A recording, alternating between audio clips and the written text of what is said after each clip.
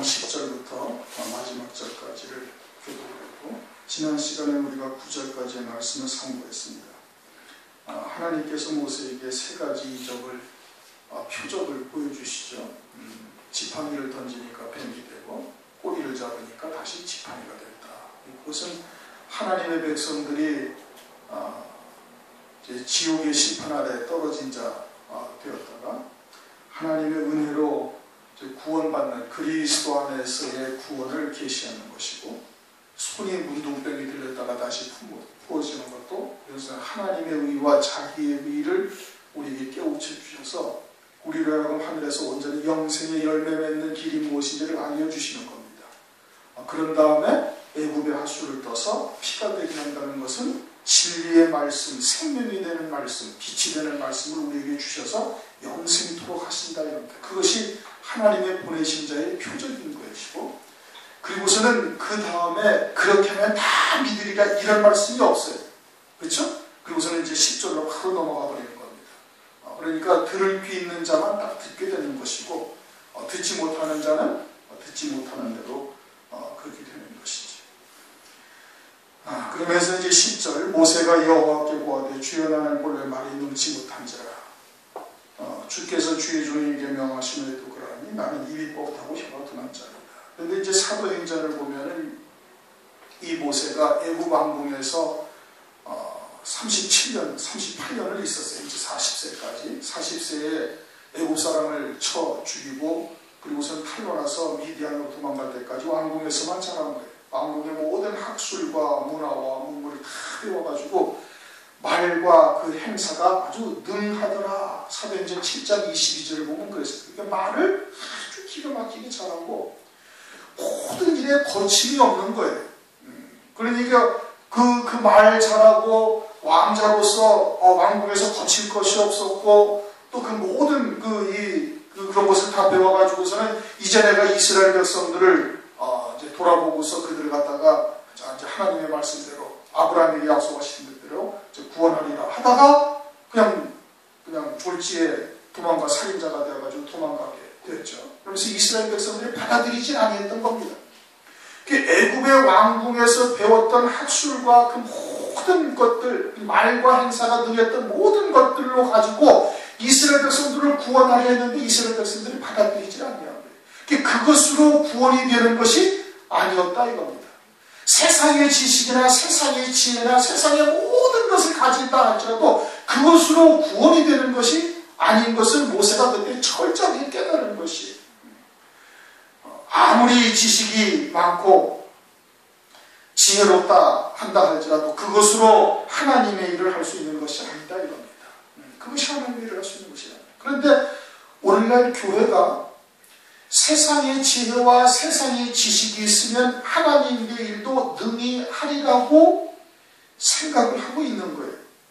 그래서 학교도 좋은데 서울대학교나 고려대 연세대 스카이라고 그러는데 그런데 나온 사람이 주의 일을 하면 더 잘한다 이게. 그래서 그런 것을 대대적으로 아주 명함에다 새겨가지고 돌아다니고 있어요.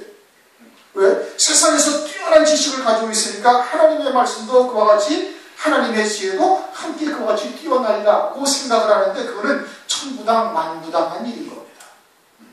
세상의 지식이 뛰어나면 뛰어날수록 육적인 이성적인 논리적인 사고만 아주 발달해가지고 그것으로서는 하나님의 말씀 저 영원한 세계 하나님의 나라 보이지 아니하는 그 영원한 나라는 절대 깨달을 수가 없어요. 오히려 그것이 오히려 방해가 되는 겁니다. 하나님 앞에 왕창 깨어져서 영안이 열려 하나님 나라를 온전히 보는 자가 되어지면 세상의 지혜와 세상의 지식이 훨씬 유익이 되는 거예요. 그게 엄청난 플러스 요인이 되는 겁니다. 배우지 못한 사람들보다 배운 사람들이 깨지면 훨씬 더 지혜롭고 하나님 앞에 하나님의 일을 감당하는 훨씬 더 큰 능력의 도구가 되는 거예요. 그런데 깨어지지 아니하고 세상 뜻을 아무리 많이 가지고 세상에 아무리 뛰어난 학교 하버드 대학을 가고 영국의 캠브리지 같은 데 가고 다 소용이 없는 거예요. 아무런 유익이 하나도 없는 거예요. 그런데 오늘날 교회가 그것을 자랑하고 그것을 쫓고 있으니 그 교회가 어떻게 됐다는 거예요? 세속화되었음을 말하는 거예요. 세상의 지혜로는 하나님의 구원의 일에 절대 쓰이지를 못하는 거예요. 그래서 이 모세가 왕궁에서 최고의 학문과 최고의 지식과 최고의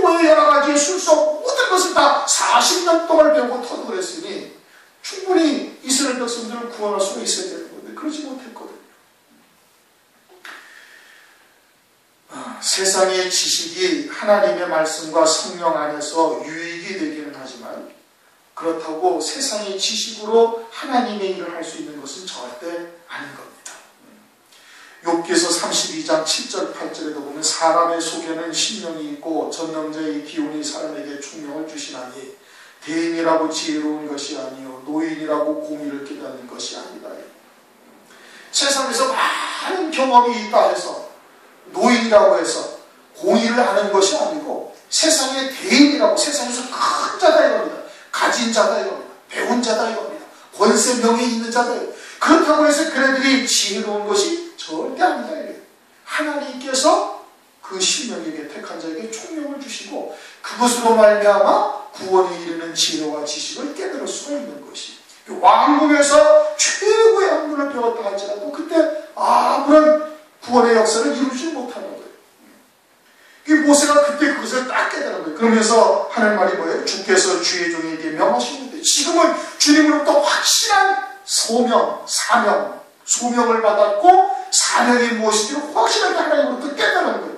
근데 지금도 나는 입이 뻣뻣하고 둔하다라는 것은 그와 같이 세상적인 지식이나 세상적인 지혜로는 하나님의 말씀, 하나님의 뜻을 또는 하나님의 일을 감당하는 데 조금도 그것이 유익되지 못하는 거예요. 지금도 나는 여전히 부족함을 지금 고백을 하고 있는 거예요. 하나님의 말씀을 증거하기에 세상의 지식이 조금 전에 말씀드렸던 것처럼 하나님 앞에 온전히 깨뜨려지고 난 다음에 그것이 유익이 되지만 그러지 아니하면 그것이 아무런 도움이 되지 못하는 거예요. 오히려 하나님의 말씀을 방해하는 겁니다. 세상의 것으로 하나님의 말씀을 방해하는 일밖에 안 되는 것이거든요. 그러니까 아주 성령으로 충만함을 받아야 돼요. 대언의 영, 7영을 스테반 집사가 충만함을 받는데 6번째가 성령으로 말하게 하심을 따라 말하는 거예요. 성령의 말함으로 말하니까 유대인들이 할 말을 대답을 못하는 거예요. 그 앞에는 뭐예요? 지혜의 충만함을 받고 처음에는 믿음과 성령의 충만함을 받고 은혜와 권능으로 충만함을 받고 지혜와 성령의 말함으로 충만함을 받고 그러니까 하나님의 지혜를 받아야 온전히 하나님의 말씀을 하나님의 뜻대로 전할 수가 있는 거예요. 하나님의 뜻대로 전해야 되는 것이죠.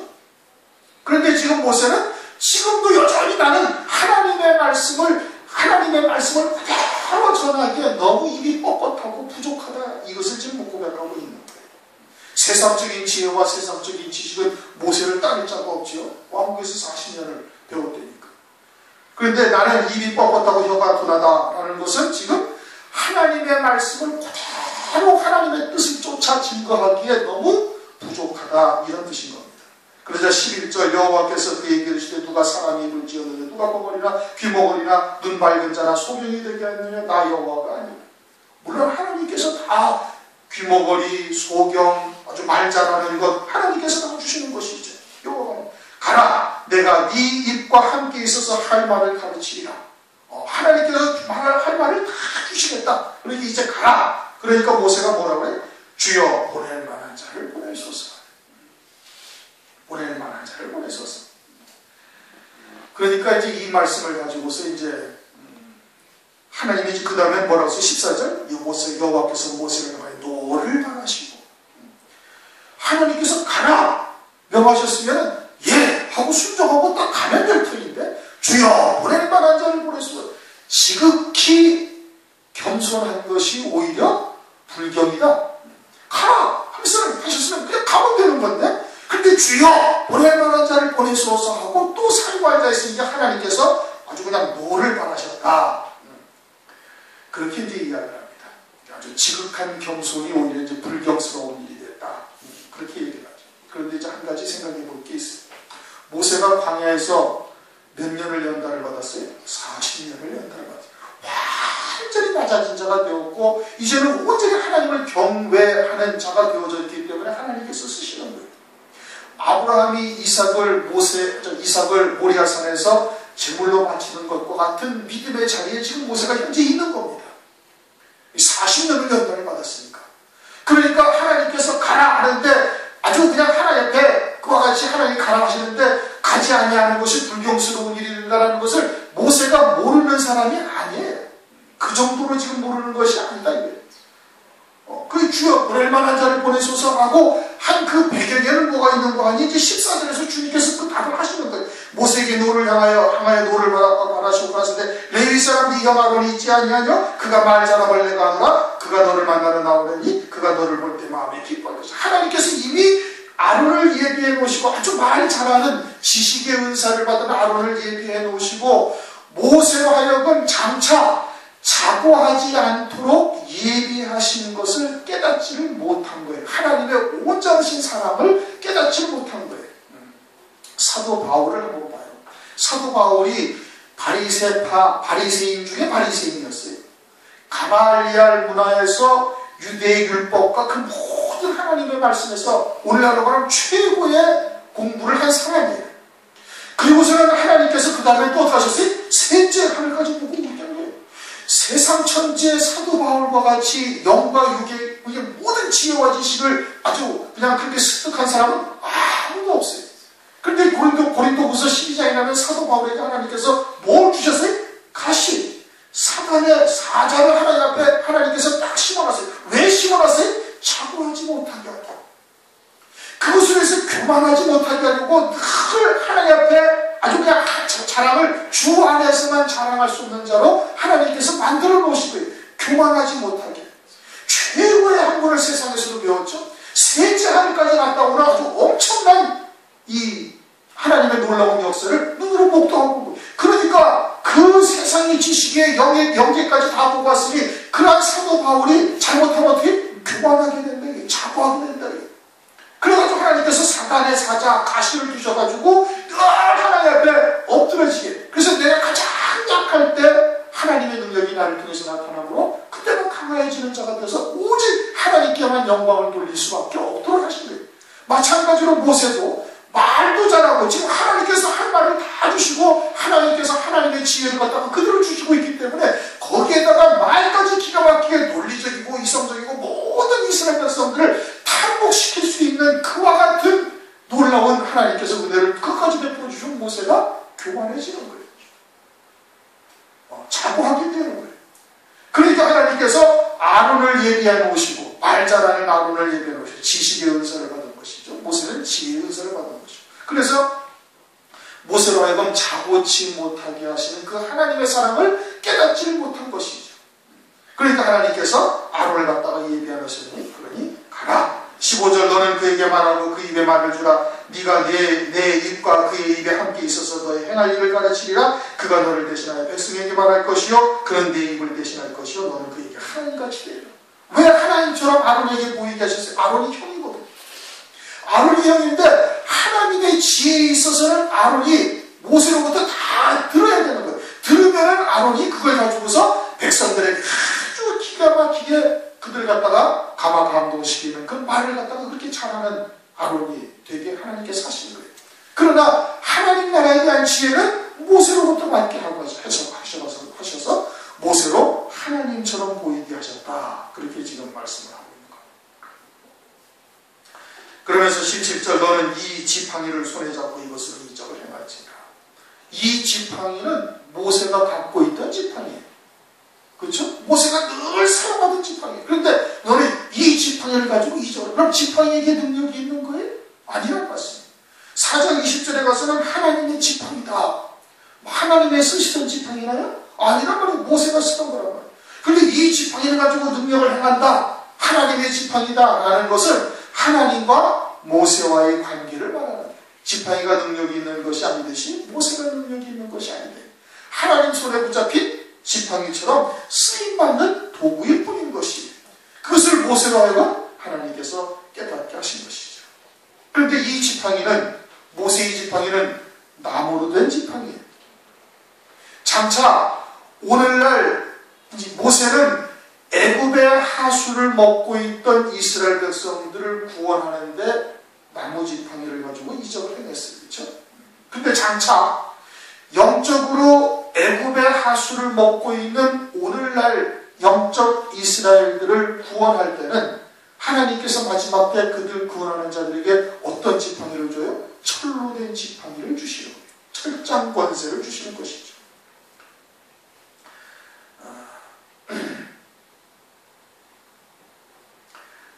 권세를 주시는데 그 철저한 권세가 결국은 이제 질그릇 깨뜨리면서 하나님의 자녀들을 갖다가 구원하는 역사를 이루시는 겁니다. 어떻게 질그릇 깨뜨리셔요? 택한 백성들의 신념을 질그릇 깨뜨리는 거예요. 두 증인이 1160일 동안 예언의 권세를 가지고 행할 때 그와 같은 역사가 나타나고, 또 요한계시록 19장을 가면 주께서 재림하실 때 그와 함께 흰 말을 타고 백마를 타고 희고 깨끗한 새마 보옷을 입고 주님의 뒤를 따르는 자들도 함께 그 철저한 권세를 가지게 되는 거예요. 철저한 권세를. 그것을 이제 이적을 행하게 되는 것이죠. 18절 모세가 장인에게 이들에게 이제 가서 고하니 이제 장인이 평안히 가라. 그러면서 여호와께서 미디안에서 모세에게 이르시되 애굽으로 돌아가라. 내 생명을 찾던 자가 다 죽었느니라. 그래갖고 이제 돌아가는 겁니다. 돌아가면서 모세가 그 아내와 아들들을 나귀에 태우고 애굽으로 돌아가는데 하나님의 지팡이를 손에 잡았더라. 모세가 아내와 아들들을 나귀에 태우고 집으로 돌아가요. 이제 뒤에 우리가 이제 이미 읽어서 알고 있지만은 나중에 이제 이 시보라가 두 아들들에게 할례를 행합니다. 할례를 행해요. 그러면서 이 시보라와 두 아내와 아들들이 그 다음에 돌아갔다라는 말이 없어요. 그런데 출애굽기 18장을 보면은, 출애굽기 18장 2절 3절을 보면은 장인 이드로가 18장 2절 모세의 장인 이드로가 모세가 돌려보내었던 그의 아내 시보라와 그 두 아들을 데려왔으니 라고 말씀을 하고 있어요. 그러니까 출애굽기 4장에서는 시보라와 두 아들을 함께 데리고 지금 애굽으로 내려가고 있는데, 뒤에 가서 할례를 행하고서는 이들이 돌아갔다 안 돌아갔다는 얘기가 없는데, 기록은 되어 있지 않았지만 장인의 집으로 돌려보냈던 것이에요. 돌려보냈고 혼자 내려간 겁니다. 그러니까 할례를 행하는 것만, 뒤에 이제 모세를 하나님께서 길의 숙소에서 만나가지고 하나님께서 죽이려 하시죠. 이제 아마 역병을 들게 하셨던 것 같아요. 뭐라고 이제 나오진 않았죠. 막 사경을 뜨내니까 시보라가 차도를 치워가지고 양피를 베고, 그리고서 당신은 피난편이다 하고서는 딱 장면이 끝났어요. 그런데 끝나서 기록은 안 되어 있지만 시보라와 두 아들을 돌려보낸 거예요. 네가 돌려보내었던 아내와 두 아들을 여기 데려왔노라. 18장이 그렇게 말씀하시죠.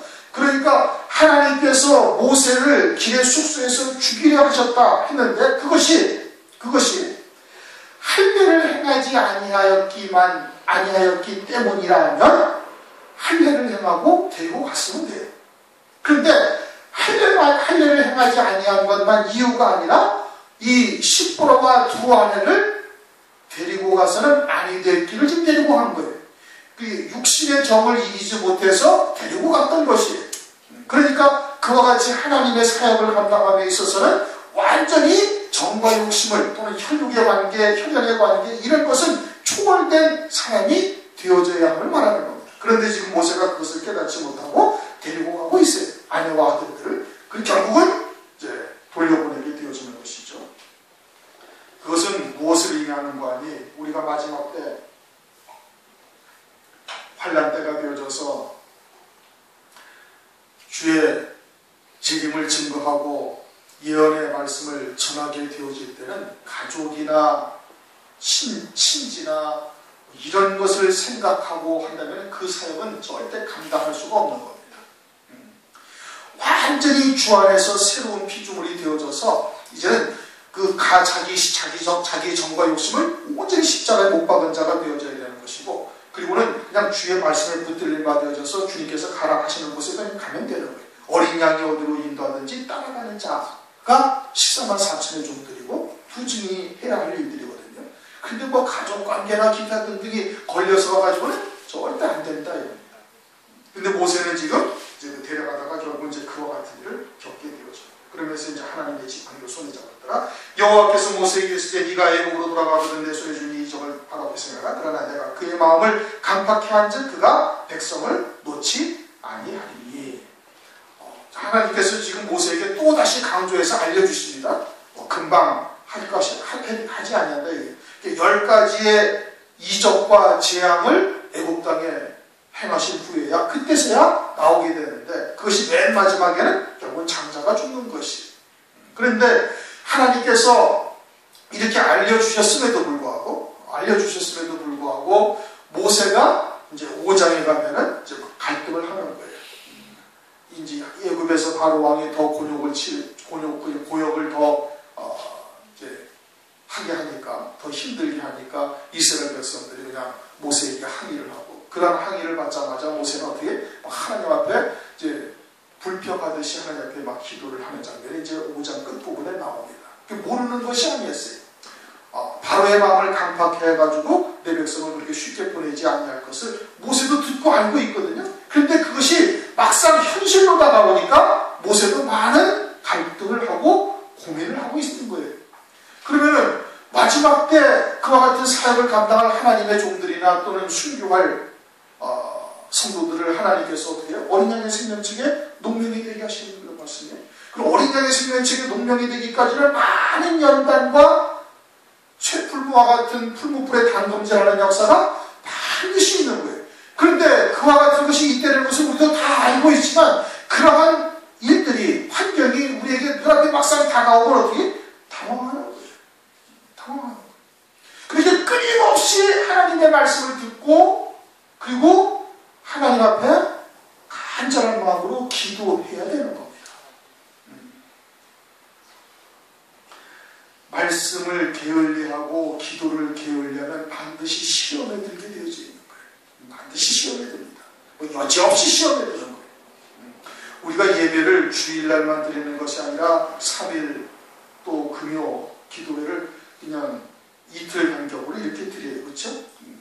그렇게 드리는 이유가 뭐냐면은 그와 같이 하나님의 말씀을 듣고 또 기도하고 하나님께 예배를 드림으로써 우리의 영적인 그 신앙이 다시금 회복되어지고 다시금 더 견고해져 갈 수가 있는 거예요. 여러 가지 시험이나 또는 여러 가지의 어려운 환경들을 극복해 나갈 수 있도록 하나님께서 말씀을 주시고, 또 하나님 앞에 그런 부족한 부분들을 갖다가 기도함으로써 회복이 되어지고 믿음의 결단을 다시 할 수 있고, 그렇게 되어지는 것인데, 그런데 그냥 주일만 다충 나와가지고는, 그래가지고는 영적인 싸움에서 이길 수가 없어요.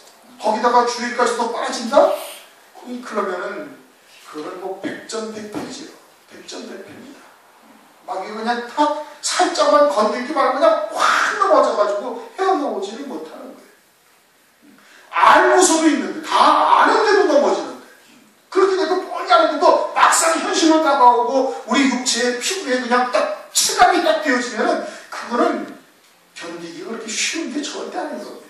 뭐 그것이 별거 아니고 아는 대로 그냥 쭉쭉 나갈 수만 있다면은 뭐 신앙생활이 뭐 어려울 게 뭐 있어요? 간단하죠. 순교 힘들 게 뭐 있어요? 그러면 그냥 아는 대로 다 된다면. 근데 그게 쉬운 일이 아니라는 것입니다. 22절 너는 바로에게 이르기를 여호와의 말씀에 이스라엘은 내 아들 내 장자가 내가 내게 이르기를 내 아들을 넣어서 나를 섬기게 하라 하여도 네가 놓기를 거절하니 내가 네 아들 네 장자를 죽이리라 하라 하시니라. 그래서 결국은 10가지의 재앙을 다 받고 제일 마지막에 모든 초태생들이 다 죽임당하는 역사가 있고, 이스라엘 백성들은 어떻게? 6월절 양으로 문지방과 문인방에 피를 발름으로 사망 권세가 넘어가는 역사가 이루어지는 거예요. 그러면서 하나님께서 이스라엘 백성들에게 너희들의 초태생은 다 누구 것이다? 주님의 것이다. 하나님의 것이라고 말씀을 하고 있죠. 하나님의 것이다. 그러면 사망 권세가 저들에게는 다 임해가지고 다 죽었는데 이스라엘 백성들만 사망 권세가 다 넘어갔어요. 그리고 그 6월절 양이 결국은 뭐예요? 예수 그리스도다. 예수 그리스도. 그래서 그와 같은 과정을 통해 가지고 이스라엘 백성들에게 영적으로 무엇을 깨우쳐 주시는 거예요? 영적인 이스라엘 백성들에게 그리스도와 함께 죽은 자가 되어져야 될 것을 말씀을 하고 있는 거예요. 그래야 온전한 출애굽이 되는 거예요. 육에 속한 것에서 벗어날 수가 있는 거예요. 어떻게 해야? 죽은 자가 되어져요. 죽은 자가 되어져요. 그래서 할례, 그리스도 안에서의 세례, 그리스도의 할례를 이제 그 다음에 나타나게 하시는 겁니다. 완전히 예수 안에서 첫째의 죽은 자가 되어져야 온전한 사명을 감당할 수 있을 뿐 아니라 본인 스스로도 그와 같은 믿음의 자리에 딱 설 수 있음을 말씀을 하고 있는 거예요. 그래서 이제 여호와께서 길의 숙소에서 모세를 만났거든 죽여야 돼요. 왜 죽이래요? 하나님의 일을 감당함에 있어서 부족한 것이 있기 때문에 그러는 겁니다. 온전치 못한 부분이 있으니까 그러는 거예요. 그것이 뭐예요? 정과 욕심은 십자가에 못 박지 못한 거예요. 왜? 미디안에서는 미디안에서는 할례라는 의식이 관심이 없어요. 유대인들에게만 하나님께서 아브라함을 통해서 주신 거예요. 그런데 미디안 땅에서 미디안의 제사장 이드로의 딸 십보라를 아내로 데리고 살고 있는데 아들을 낳았어요. 게르솜하고 누구를 낳았죠. 둘을 낳았어요. 그런데 그들은 할례를 행치 못한 거예요. 아브라함으로 말미암아 하나님께서 주신 언약을 모세가 알아요, 몰라요? 알고 있단 말이에요. 그러면 했어야 되는 거예요. 그런데 정과 욕심을 이제 아들에 대한 애틋한 마음을 가지고 있어서 그 할례를 행치 못하는 것이고, 또 이 십보라가 자기 나라에서는 자기는 그런 관심이 없으니까 아주 적극적으로 모세를 설득을 하는데, 그것에 의해서 모세가 정과 욕심을 옛사람에 대한 속성들을 못 박지 못했던 것이죠. 그래가지고 하나님께서 숙소에 만나서 그를 죽이려 하는지라. 그래가지고 십보라가 제사장의 딸이니까 영적으로 깨어있는 자이고, 무엇 때문에 모세를 하나님께서 죽이려 하시는지를 알게 된 거예요. 아, 할례로 인하네요. 그래가지고 두 아들의 양피를 대고 피난 편이다 이거예요. 그것을 인해서 두 아들도 새로운 피조물로 났음을 말하는 것이고, 두 아들의 양피를 베는 그 고통을 십보라도 눈으로 보면서 자기도 죽은 거예요. 자식을 낳은 부모는 다 알잖아요. 자식이 아픈 것을 차라리 내가 아파서 하는 게 낫지, 자식이 아파가지고 막 그냥 그러는 것을 눈뜨고 차라리 참아 보지는 못하는 것이거든요. 그러니 두 아들의 양피를 자기 손으로 베면서 두 아들도 죽었지만 누구도 죽은 거예요? 자기도 죽은 거예요. 십보라도. 아브라함이 이삭을 제단해 드리면서 이삭만 죽은 것이 아니라 자기도 죽은 거예요. 그러니까 모세도 거기서 온전한 자로 다시금 새로운 피조물로 완전히 거듭난 것이 되어지는 것이고, 두 아들도 그러한 것이고, 십보라도 그러한 것이고, 이제는 모두가 다 하나님 앞에서 옛사람은 완전히 죽은 자가 된 것이고, 골로새서 2장에 가면 할례가 뭐라고요? 그리스도의 세례요, 손으로 하지 아니하는 것이요 육적 몸을 벗는 것이다 이겁니다. 그래서 옛사람은 완전히 다 죽은 자가 되어져서 이제는 모세가 사역을 하기에 합당한 자리에 선 것이에요. 그리고서는 십보라나 두 아들도 역시 완전한 예수 안에서 새로운 피조물이 되어졌으니까, 그러니까 사역을 하는데 방해되지 아니하도록 다 자기 외할아버지 있는 쪽으로 돌아가게 됐음을 지금 말씀하고 있는 겁니다. 우리들도 주의를 하는 데 있어서 그리스도의 할례, 육적 몸을 온전히 벗은 자가 되어져야 되는 겁니다. 그게 머리로는 아는데 이게 절대 쉬운 일이 아닙니다. 그저 어떤 환경이 다가온다든지 또는 다른 어떤 사건이 벌어진다든지 하면은 그냥 딱 살아있는 것을 그냥 그대로 다 느끼는 거예요.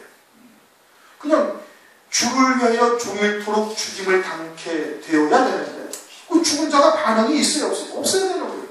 그런데 그럴 때마다 막 분노가 치밀기도 하고 막 서운하기도 하고 막 온갖 감정의 기복이 막 오르락내리락 그냥 하는 것이죠. 그 살아있기 때문에 그래요.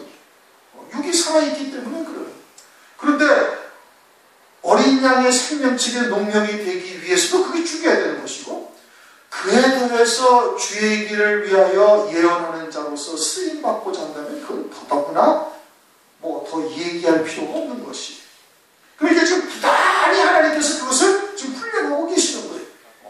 그리스도의 안에서 할례받은 자가 되어질 것을 위해서 부단히 훈련하고 계시는 거예요. 우리에게 다가온 여러 가지 환경들이 그냥 어쩌다 보니까 또는 실수해서 이렇게 다가오는 거 없습니다, 여러분. 영적으로 깨어있어서 하나님께서 무엇을 원하시는지, 내게 지금 무엇이 부족한 것인지, 무엇이 자꾸 걸려가지고 앞으로 나가지를 못하는지를 잘 분별해야 되는 거예요. 시간이 되어서 제가 요 근래에 있었던 것을 얘기하기는 좀 그런데, 하여튼 지금 내용이 일관되게 뭘 얘기를 하는 거예요? 할례를 지금 얘기를 하고 있는 거예요. 앞에서부터 계속 지금 그 말씀을 하고 있는 거예요. 27절 만나서 그 얘기에 맞추니까 이제 27절 아론에게 모든 것을 얘기했고, 그리고 29절 30절 그래 이제 모세가 이스라엘 백성들 앞에 가가지고서는 이제 하나님의 말씀을 전하고, 그리고 표적을 이적을 다 보여줘요. 그래가지고 이스라엘 백성들이 다 믿었다 이겁니다. 이게 믿었다는 것이 모세가 지금 40년 만에 나타난 거예요. 40년 만에, 그게 40년 아주 작년의 때에 있다가 다 늙어가지고 지금 나타난 거예요. 그래가지고서는 잠깐 이적을 보이는데 그냥 믿었다 이거예요. 그런데 이것이 그렇게 간단한 일이 절대 아닌 겁니다. 우리가 오늘날은 점점 물질 문명이 발달해가지고 믿는 자든 믿지 아니하든 점점 육이 살아나게 하고 육을 더 아주 그리스도 안에서 겉사람은 후패하여지고 속사람은 날로 강건해져야 가야 되는데 오늘날 그리스도인들이 할지라도 그것이 거꾸로 되어져 가고 있는 거예요. 왜? 세상이 계속 육적인 것을 자극해서 여러 가지의 말초신경을 자극하기도 하고 미각을 자극하기도 하고 옷도 아주 기가 막힌 옷들이 옛날보다 얼마나 멋있어요. 그런 것으로 자꾸 우리로 하여금 육에 속한 자로 치우쳐 나가게 하는 겁니다. 그런데 하나님의 나라에 대한 하나님의 말씀이 믿겨지나요? 믿겨지질 않냐는 거예요. 그럼 누가 믿게 하시는 거예요? 그건 하나님께서 믿게 하신 거예요. 이스라엘 백성들도 하나님을 모세를 통해서 하나님의 말씀을 믿었다고 말하고 있거든요. 이 백성들이 다 믿었다 이거예요. 40년 만에 돌아온 모세가 잠깐 이적고 표적을 보였다고. 그 표적이라는 것은 모든 애국의 술사들도 할 수 있는 표적들이었어요. 뒤에 나오지만은 부당들도 지금 여러 가지의 표적과 이적을 보여주지 않습니까? 거짓 이적을 보여주고 있는 것과 마찬가지죠. 그처럼 이스라엘 백성들이 하나님을 믿었다는 것은 하나님께서 그들을 감화감동시키시는 것이죠. 오늘날로 말하면 성령께서 우리에게 믿게 하신 거예요. 조금 전에 얘기했던 것처럼 오늘날은 점점 우리의 육신이 더욱더 살아나게 하고 육을 더욱더 자극시키는 그와 같은 세상에 우리가 살아가고 있는데 그런데 그러한 육이 점점 살아있는 우리들에게는 이성적이고 논리적인 사고 외에는 받아들이지 않도록 되어져 있는 겁니다. 더군다나 학교에서 전부 다 과학이라는 것에 의해서 아주 과학적이고 논리적이고 이성적인 것만 받아들이도록 딱 되어져 있어요. 우리 사고방식이. 그런데 어떻게 보이지 않냐는 하나님의 나라, 영원한 나라, 거기는 이 물질 세계와 다르고 시공간이 있지 않냐는 그 나라에 대한 말씀을 어떻게 우리가 받아들일 수가 있어요? 받아들이지 못하는 거죠. 그것을 받아들였다, 믿었다라는 것은 하나님께서 우리로 하여금 받아들이게 하신 것이에요. 성령으로 감화감동을 시킨 거예요. 성령이 아니고서는 예수를 주라 할 수 없다 이거예요. 아니 어떻게 2000년 전에 죽었던 부분이 사진에 실려있던 것도 아니고 신문에 나가지고 지금까지 보관되어져 있던 것도 아닌데 어떻게 그분이 내 죄를 위하여 죽으셨다고 어떻게 믿을 수가 있느냐 이겁니다. 그것은 하나님께서 믿게 하신 거예요. 마찬가지로 오늘날도 하나님 나라에 대한 주의 재림이나 하나님 나라에 대한 것이나 그 모든 것은 성령으로 우리에게 믿게 하신 것이다 이겁니다. 우리의 이성이나 논리는 그걸 받아들일 수가 없는 거고 그럼 그렇게 믿게 하셨으면 그것을 어떻게 끝까지 믿어야 돼요. 처음에 확실한 것을 끝까지 견고히 잡으면 하나님의 나라에 이르게 되어진다 이겁니다. 왜 못 믿어요? 죽지 아니했으니까. 그리스도의 할례를 받지 못했으니까. 죽은 자가 되어야 되는데 죽지 아니했으니까 그런 거예요. 시간이 많이 돼서 더 가지는 그렇고